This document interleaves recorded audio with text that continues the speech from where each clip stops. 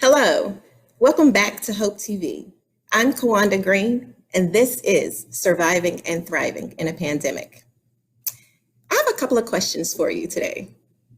If the human lifespan was 40 years, how would you live your life differently? Also, I want you to think about this. Have you done something lately worth remembering? We're going to focus on that last word, remembering. Have you ever thought about there being a time in your life when you're unable to remember things? I'm not talking about going to your bedroom or going to the kitchen to get your keys and you forgot why you went there. We would consider that a brain fart. But just total memory loss. Like, that is terrifying. Today, we're going to talk about a progressive disease that destroys memory and other important mental functions. Alzheimer's disease, also known as senile and dementia. Did you know that more than 5 million Americans 65 years and older are living with Alzheimer's? That's in 2020. Today, we're going to have a conversation with Dr. Epps, a nurse with 20 years of experience, and she's also an assistant professor at Emory University. And we're going to have Mia Chester. She's been in healthcare for 15 years. For the last 12 years, she's focused on Alzheimer's and dementia. She supports Dr. Epps as project coordinator for dementia-friendly Faith Village community program. Let's welcome them to the show. Hi. Hi, Ms. Green. Thank you. How are you all doing today? Doing good. It's kind of cloudy outside, but we're doing good. Doing well. Welcome to the show. Welcome to the show. Thanks. Dr. Epps, I want to start with you. You're an educator in, let me just say this right, gerontological nursing. How do you say that? Yeah, it's okay. It's a twister, gerontological nursing. So I just focus on adults. What is that? What is that? So it's really just focusing on improving health outcomes for older adults and their family members. So geriatrics, gero, they all fall into that category of older adults. Okay. How long have you worked with patients with dementia? Oh, I mean, since my entire nursing career, because you come across those that are living with dementia in the acute care, rehab, home health. So I've always encountered that. And it's just in the latter part of my years in my PhD training, it's when I started focusing more, once I seen how disproportionately it was impacting communities of color, especially African Americans. That's when I started focusing more to see what are those interventions, what things I could put in place to support my family and my community. Okay. What's the difference between Alzheimer's and dementia? So I'll let Mia. Yeah. Okay. It's connected. There is a difference, and Mia she provides a good illustration of that. So I'll let Mia take that over. Okay. Sure. So I think the easiest way to think about it is dementia is a general category, also referred to sometimes as an umbrella term that affects different major parts of our activities of living. So dementia is that general category that affects thought, mood, behavior, language, and judgment. And Alzheimer's disease is the most common form of dementia. So a person has many different types of dementias, but they can have more than one type of dementia. Specifically, we see in the African American community, maybe vascular dementia, and also it may be mixed with Alzheimer's disease. So think about it like the group flowers. Dementia is like the word flowers. There are many different types of flowers. There are also many different types of dementia, but it's going to affect those major functioning areas that really interfere with our activities of daily living. Do we know what caused Alzheimer's or dementia? So I would say that we know what is the memory deficit or one. However, research is showing us that specific dementias may have a protein in their brain that contributes to the memory loss. So Alzheimer's disease is one that we know a little bit more about. So we know that the hallmarks of that disease is that a person may have plaques and tangles within their brain, and that really does cause the onset of that memory loss, but we don't know why that is present in the brain. So if we could figure that out, I think we'd be closer to, getting finding a cure one day. But so far, we are aware of what's in the brain, but not what causes the plaques and tangles to appear. Yeah, I was looking at a picture of a healthy brain and one, with Alzheimer's, and it looks like something is eating it up. Like there are like patches like missing and right. What So is it that? does cause to shrink. What we call that is atrophy of the brain, and it causes the brain to shrink in size. So one way to think about it, and that's actually a very good visual, Kawanda, a healthy brain that looks normal, and then a brain that may have Alzheimer's disease is going to be much smaller in size. And the reason for that is our neurons are healthy when we don't have Alzheimer's disease. But when Alzheimer's disease is present in the brain, it's causing those once healthy neurons to break off and die, which causes severe shrinkage of the brain. Are there any early warning signs? Yeah, yes. And Dr. Epps and I do a lot of work with churches on recognizing some of the warning signs. So I'm glad you asked that question, because it is important to know what's going to be normal age-related memory loss versus what is not normal. So things like becoming lost, memory loss that disrupts daily life. So a person may have trouble with their long-term memory. I'm sorry, their short-term memory, but their long-term memory is very vivid. Trouble doing things that has always been familiar to them. Maybe having trouble getting dressed for church or remembering what day it is. Those are things that we look for. And then I'd also say changes in mood or personality are also things that we look for. So there are resources out there that have a complete listing of those warning signs. But I always say, as a person gets older, look to what is different from what they normally do or how they normally behave, and make note of those changes, because it could be attributed to increasing memory loss. Yeah. And how do you test for it? Oh, I'm sorry. No, I would just like to add on, I think, especially during this time while we're in the COVID-19 pandemic, being aware of those warning signs and symptoms is really key for family, because now we're home more. We might be with our parents more, or if we're not, we're calling to check on them. And there are certain things that before we were so busy we did not pick up on.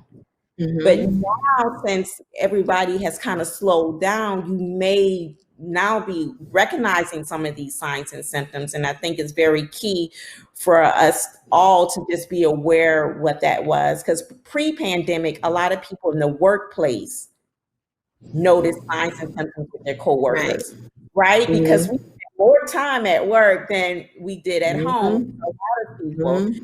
So now it's very important for those at home to start recognizing that and not to laugh it off, for us to really pay attention, take it serious, and try to follow up with a physician, healthcare provider, because early detection is really key.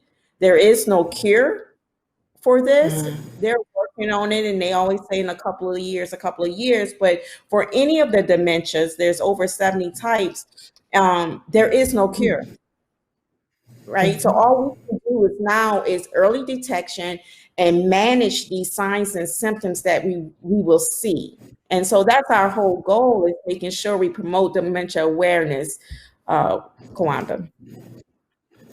Okay, that's what I was going to ask. Okay, so, well, first, when you were talking about, we're noticing, because we're home more now, we're able to really see what's going on. But you think about the people who are not living with their parents or don't see their parents, very often, and they may not be calling them as much as they should, and they're missing the signs, and it could be, early detection. So what are the testing? How do they test for it? So for the early detection, it really starts off with a memory screening. So anyone 65 and older, correct, can get part of the wellness as a memory screening for their wellness visit that they can get. Some physicians, providers they're still not offering it. And so we need to ask for it. And so that's one of the first things. That's an indicator right there. And if that is abnormal, then there's a further testing, which we call a battery of tests that can be done, where it's more just filling out things, them testing memory, dates, and it's Mia, if you remember what Mia said, it's not just remembering what happened yesterday, it's also your executive function. And so being able to process things. So a lot of people just think they get out for, they forgot what happened yesterday. It's more than that. It's being able to process, being able to pay the bills.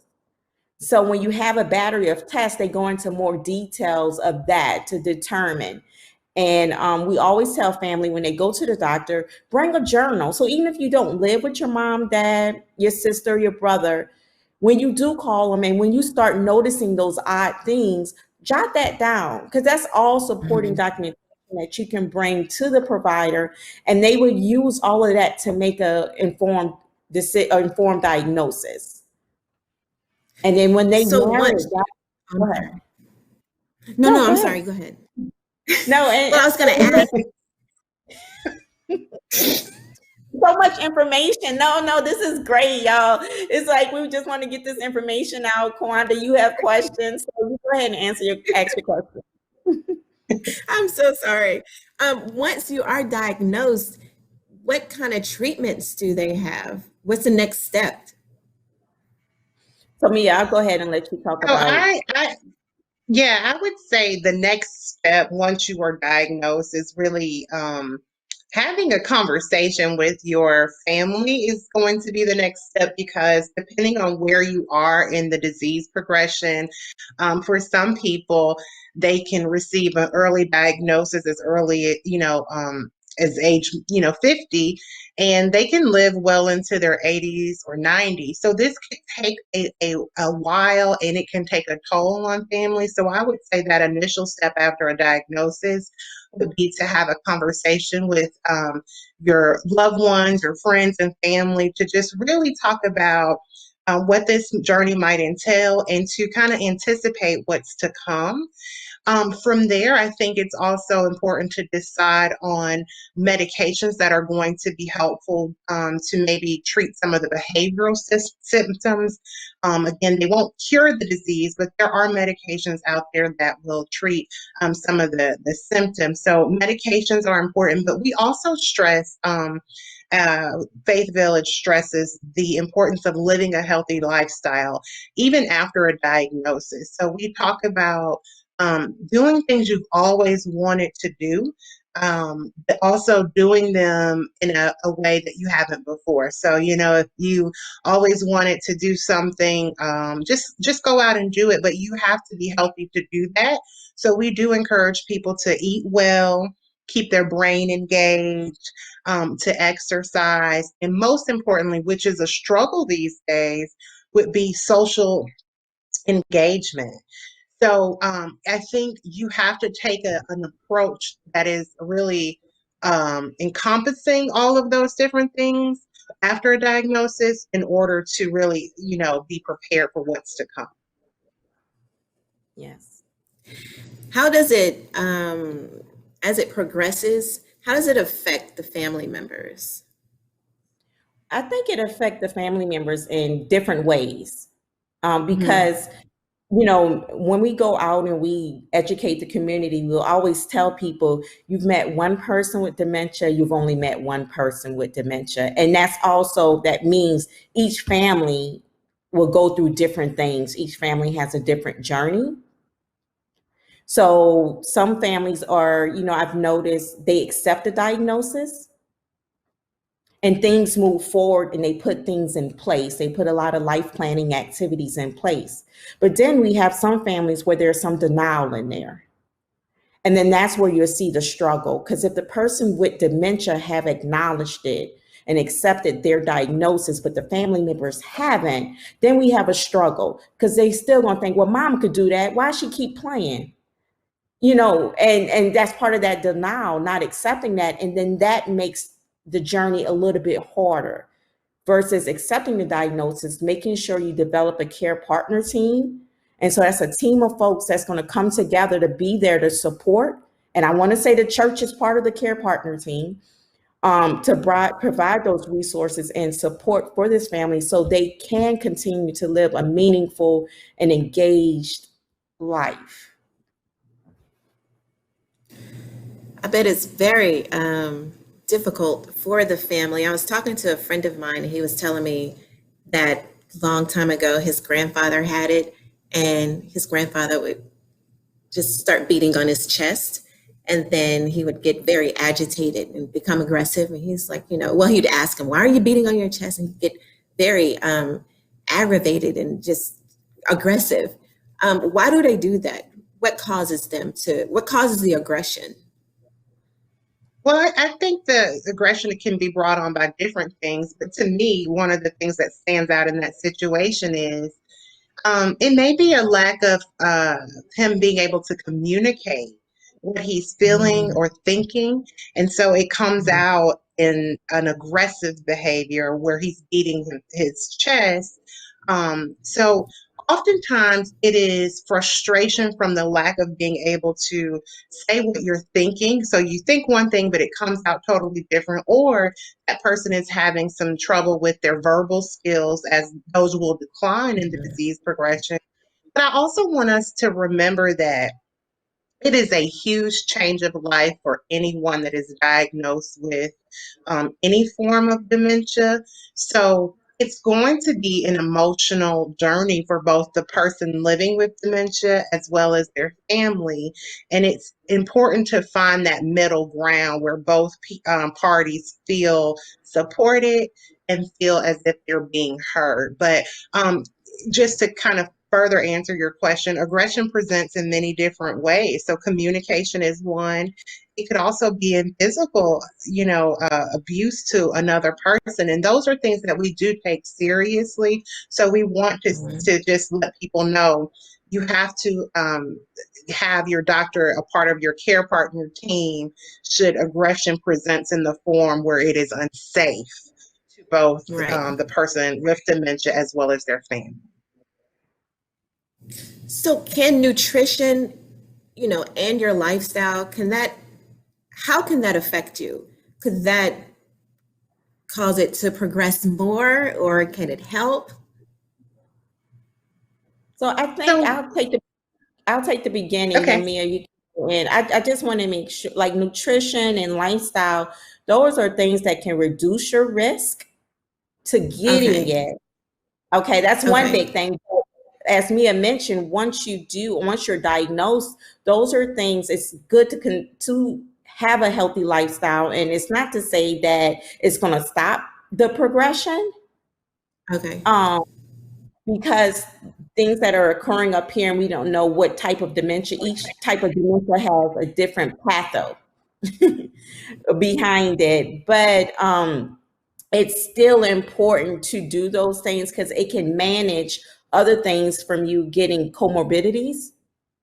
And if you comorbidities, other chronic illnesses or things like that, right? So you don't imagine if you have dementia, then you also have heart disease and diabetes, you have additional things, then that just really complicates the care situation.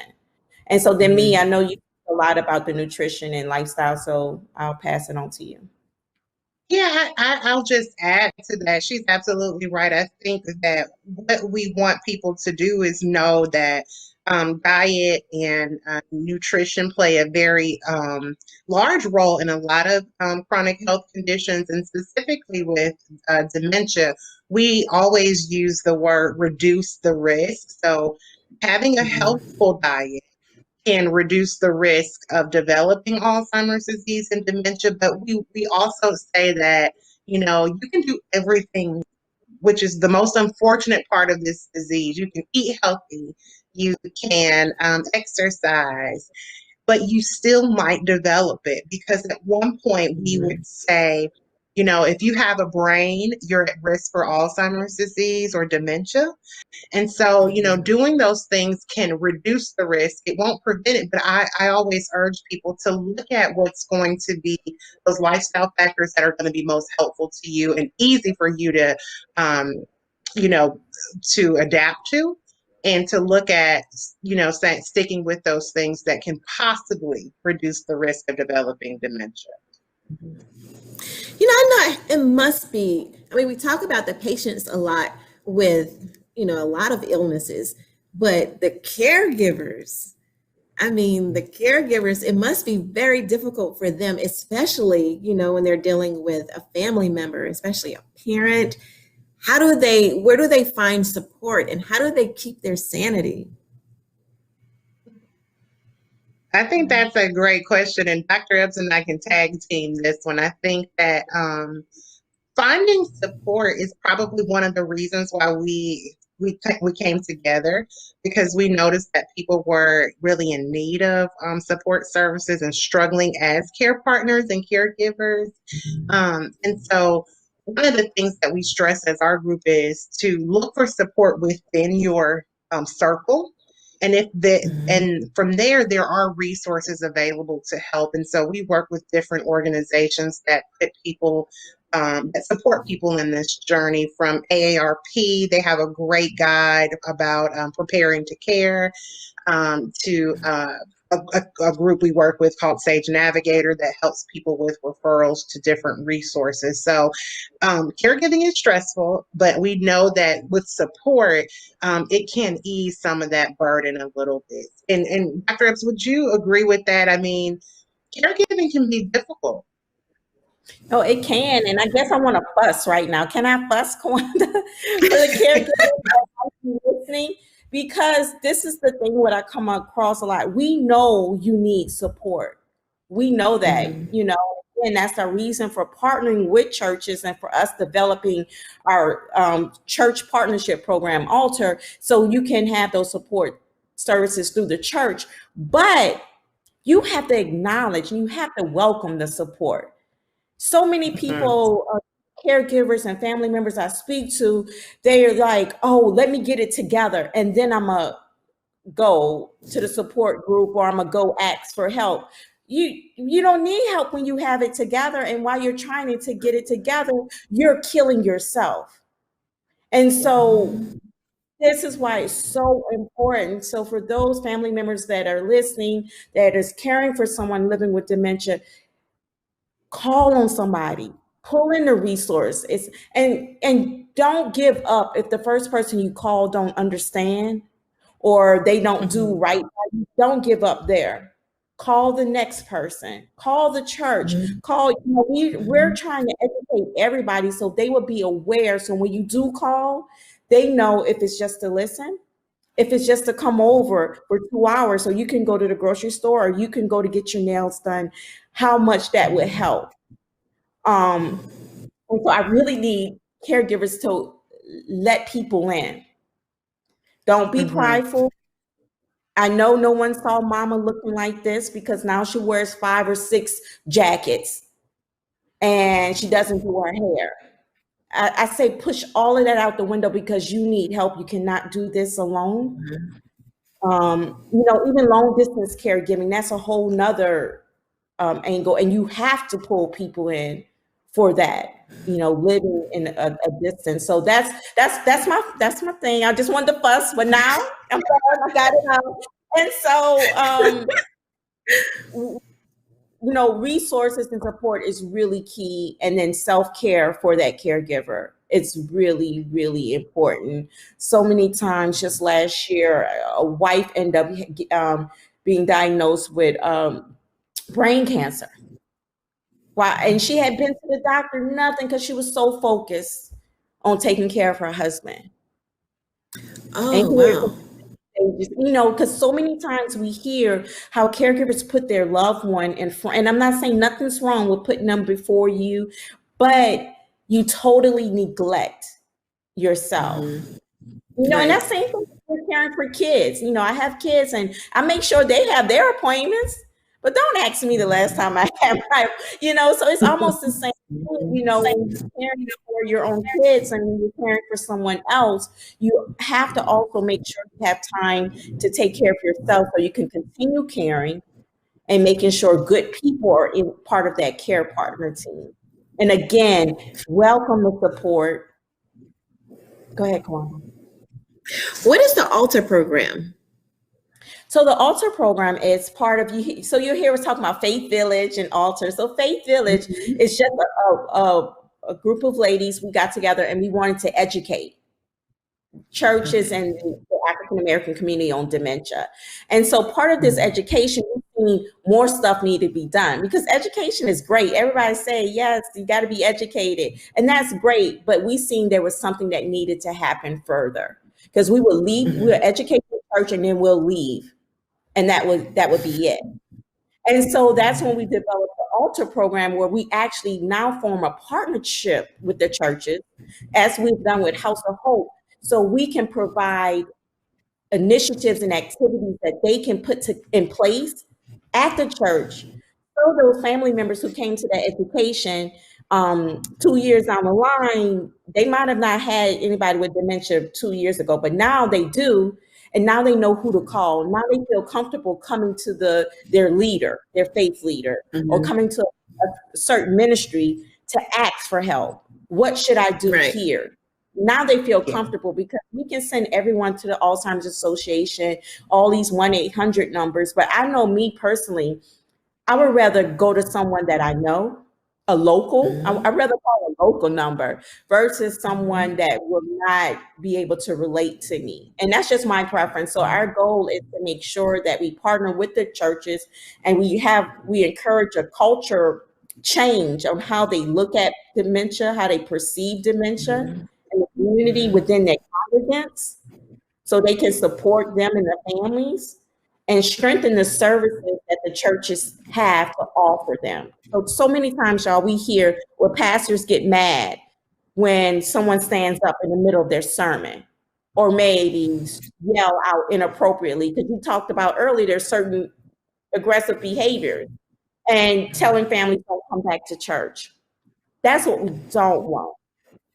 We want to make sure that the families feel welcome and they know they can go there. And so that sums up the ALTER program. That's what we do for the ALTER. And we work with several churches in the metro area and outside of Georgia as well. Do you get pretty good support from the churches? Are they? Yeah, the churches that are interested, yes. So every church is not on their agenda and we respect that. But those churches that are very interested in helping out their members, and if they've had deacons, deaconess, or members on the pulpit that experienced personally a dementia or their family member, they are really interested because they know what the journey is. And they know how they didn't have support and they want to make sure that they have support. So we started partnering with churches in January of this year. And so far we have 9 churches. And I think that's really good to even say that during the pandemic, that didn't stop anything because this dementia is not going anywhere. The church is not going anywhere. And right now, people need the church more than ever. We always need the church, but right now they really need the church. And so we work with churches to make sure they have things in place. You mentioned activities. You work with the churches to create these activities. What kind of activities do you all create? It's activities that, first of all, is to fall under the support services. So if it's helping them create a caregiver support group, helping them develop some type of respite program. And respite program is when you provide a break for that caregiver. And so those are some things that might fall under that. And then we also work with them to spread dementia awareness and education. And so if it's not me or Mia providing the education, connecting them with another group or agency that can provide education, working with them to discuss how we can involve the youth.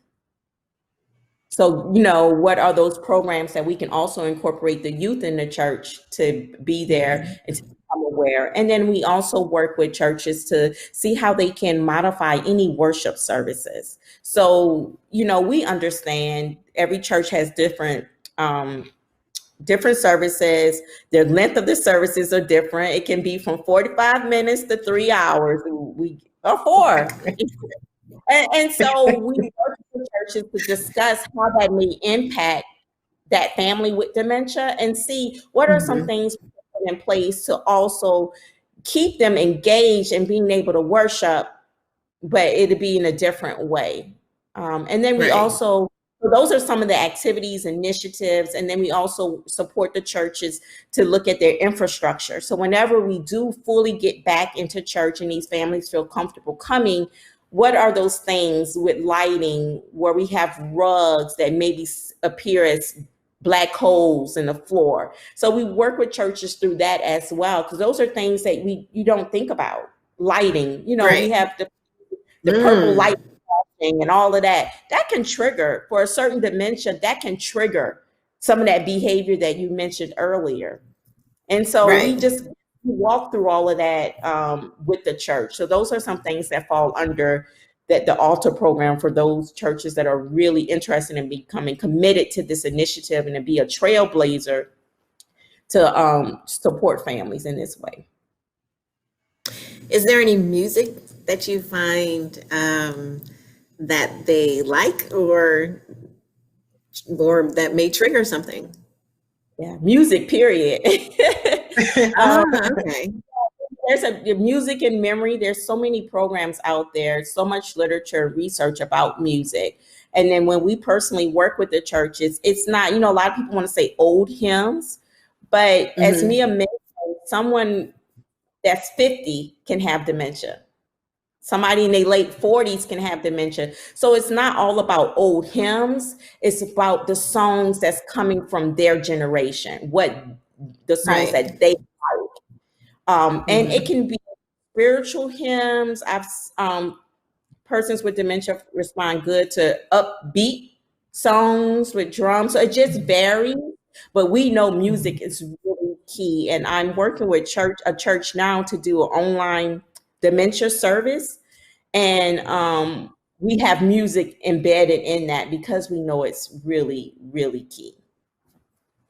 And do you think having interesting work? Oh, I'm sorry. I'll just add to that. We recently put together a Spotify playlist of songs that really resonate with people with dementia. And I believe it's on our Facebook page. There's a link to it. So I would encourage people, if you're interested in knowing about what songs might be, ones that are most common or those songs that might really spark, that memory in people and give them a good feeling, please check out our Spotify playlist because we have some great suggestions on.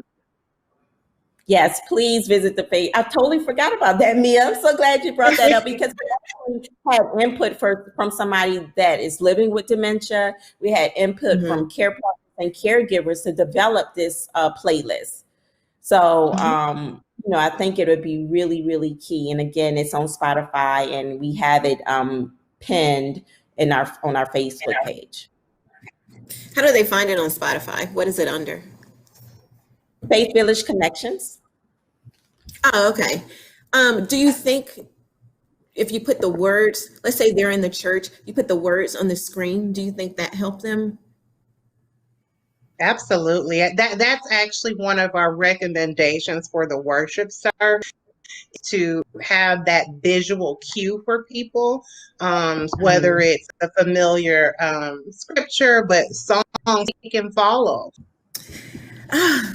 Thank This has been so awesome. I've gotten so much information from you all. Do you all have any words of encouragement or suggestions for some caregivers or patients or family and friends or just people in the church community? Any words of encouragement or final words? I think I'll start. Yes. The main, you know, we know it's a journey, and I think I want families to know that we're here to help. You know, so not just me and my team, but also us partnering with churches. We are making sure the churches are there to support them. And I want you to know, don't go through this alone. Call for help, ask for help. And I think I think I'm going to leave it right there. Just ask for help. Mhm. And I'll just, my last words would be that for a person living with dementia, early detection is key. So the earlier that you find out that that memory loss is not normal, the more engaged you can be in your life planning. And for the caregiver or care partner, understanding caregiver burnout is really important. And so I think all of that ties back into recognizing what's going on, being present, acknowledging it, and then reaching out for assistance, as Dr. Epps mentioned. That is awesome. Thank you all so much. And thank you for joining us again on Hope TV. Just like Dr. Epps said, ask for help. Whether you're a patient, whether you're a caregiver, you're a family member, you're in the church community, ask for help. Again, thank you so much for joining us for this episode of Surviving and Thriving in a Pandemic. Remember, if you have health, you have hope. And if you have hope, you have everything. Don't lose hope.